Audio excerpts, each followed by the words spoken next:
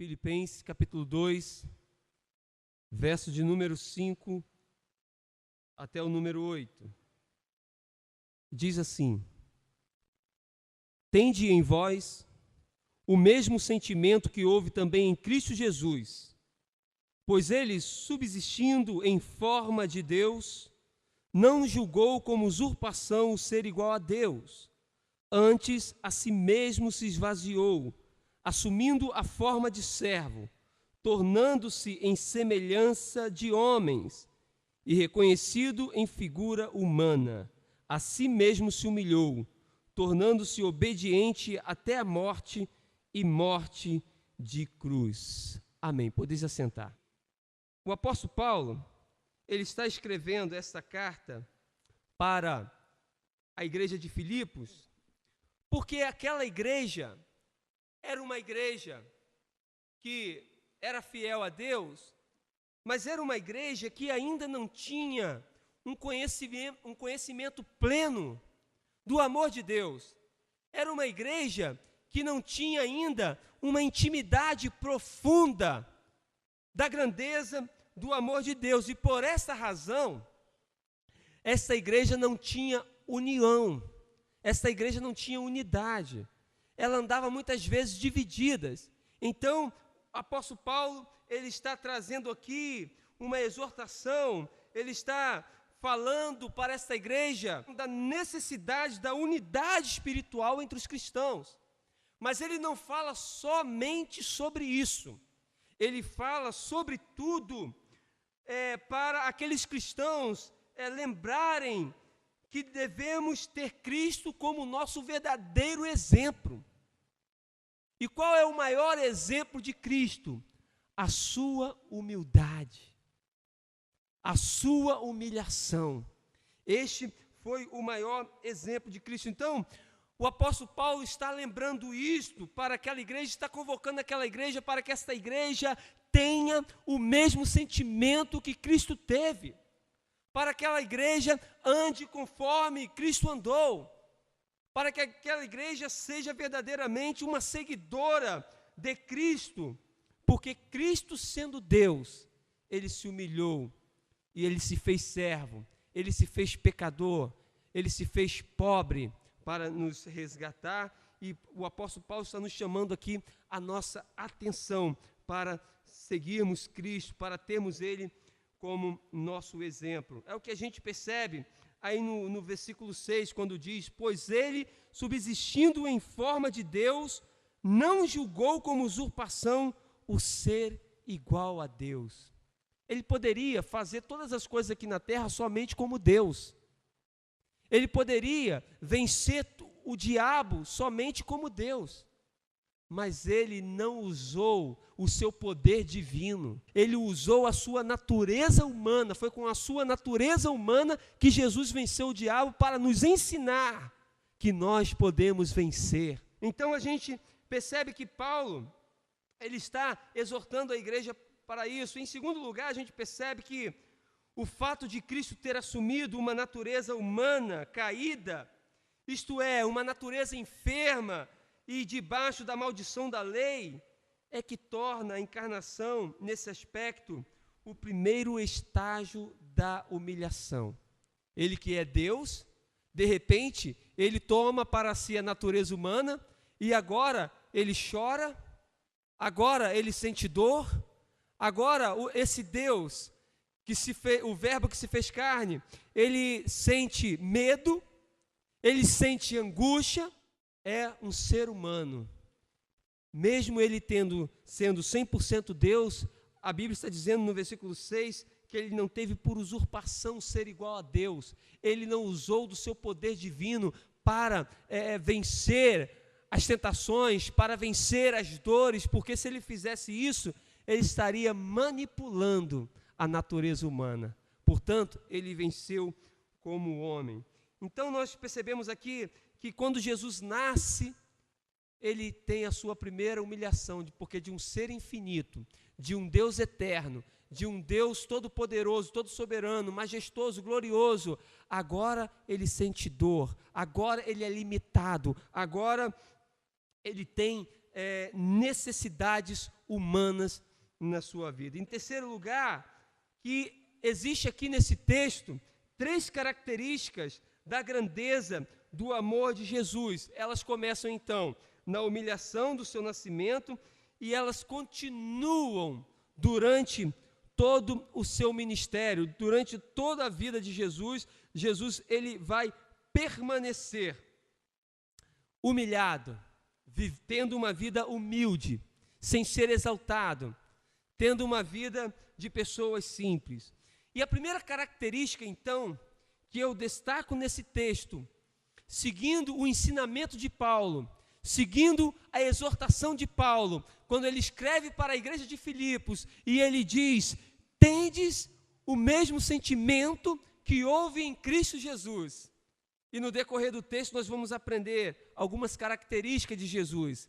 E a primeira dela é, anote isso: sem honra, sem glória e sem benefícios próprios. A humilhação de Jesus, na sua vida de humildade, Jesus não teve honra, não teve glória, não teve benefícios próprios. Jesus não buscou para ele a glória, Jesus não buscou para ele a honra, Jesus não buscou para ele benefício, pelo contrário, ele veio para servir as pessoas.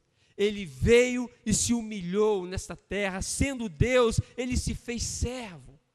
Portanto, nós devemos aprender essa característica. E quando Paulo está mandando a gente ter o mesmo sentimento que teve em Cristo Jesus, o apóstolo Paulo está dizendo isso: você não pode buscar para si a honra, você não pode buscar para si a glória, você não pode querer a Deus somente buscando os benefícios, os interesses, para o seu bel prazer. E hoje a gente vive um tempo em que Natal significa comprar presente, ganhar coisas. Mas Natal significa reconhecer que um Deus Todo-Poderoso se humilhou, se fez carne para nos ensinar a sermos humanos, para nos ensinar a sermos pessoas de verdade. Portanto, nós precisamos, neste tempo, aprender que a nossa vida não está baseada na busca de honra, não pode estar baseada na busca de glória, não pode estar baseada na busca dos benefícios, mas a nossa vida precisa estar pautada no exemplo de Jesus Cristo. Quando nós nos humilhamos diante do Senhor, nós nos tornamos dependentes dEle, nós nos tornamos servos dEle. A verdade é que é um tempo que nós vivemos totalmente independente. Não precisamos mais de ninguém, não precisamos mais de Deus, nos sentimos autossuficientes, confiamos nos nossos dons, confiamos no nosso intelecto, e é por isso que muitas vezes nos arrebentamos, porque a sabedoria que nós estamos investindo é a sabedoria humana e não a sabedoria de Deus, aquela que vem do alto. Portanto, se nós queremos ser igual a Jesus, se nós queremos deixar Jesus nascer no nosso coração, precisamos nos tornar mais humildes, precisamos nos tornar mais dependentes dEle e precisamos nos tornar mais servo do Senhor. Mas em segundo lugar, nós vamos aprender aqui, conforme está escrito no verso 8, que diz: a si mesmo se humilhou, tornando-se obediente até a morte e morte de cruz. A segunda característica que eu aprendo então com Jesus é que ele foi totalmente obediente à vontade do Pai. Jesus, ele não desobedeceu em nenhum momento da sua vida à vontade do Pai. Lembra quando ele estava no Getsemane? Ele estava sofrendo angústia de uma forma tão intensa que o seu suor se transformou em sangue. Ele transpirou sangue. E a gente percebe que na sua oração, ele disse para o seu pai: Pai, se for possível, passe de mim esse cálice, mas não seja feita a minha vontade, seja feita a tua vontade. Então nós percebemos que o Senhor foi totalmente obediente à vontade de Deus. E a sua obediência foi de uma forma passiva e também de uma forma ativa. Ou seja, ele obedece, em primeiro lugar, de forma passiva, todo o mandamento da lei. Não houve ninguém que pudesse cumprir por causa da natureza humana corrompida. E agora Jesus, com a sua natureza humana, mas sem pecado, não corrompida, Jesus então vence a lei. Ele cumpre o pacto de Deus. Mas também Jesus, ele se torna obediente de uma forma ativa, quando ele sozinho, ele vence a pena do pecado. E lá na cruz do Calvário, ele foi humilhado, ele foi torturado. Mas mesmo assim, ele venceu a morte. Ele cumpriu toda a pena, toda a maldição estava sobre ele. Ele carregou todas as nossas dores e, portanto, ele foi obediente de forma passiva e de forma ativa. E esta é uma segunda característica que eu aprendo com Jesus: ser totalmente obediente à vontade do Pai. É um tempo em que nós temos muita dificuldade, todos nós temos muita dificuldade em obedecer. Mas se nós deixarmos Jesus Cristo nascer no nosso coração, nós passaremos a ser mais humildes, nós passaremos a ser mais mansos e nós passaremos a ser mais obedientes à vontade do Pai. A terceira e última característica que eu aprendo com o ensinamento de Paulo sobre o mesmo sentimento que teve em Cristo Jesus, sobre as mesmas características de Jesus. Em terceiro lugar, eu aprendo que Jesus ele nasceu com um só objetivo. Ele não teve outro.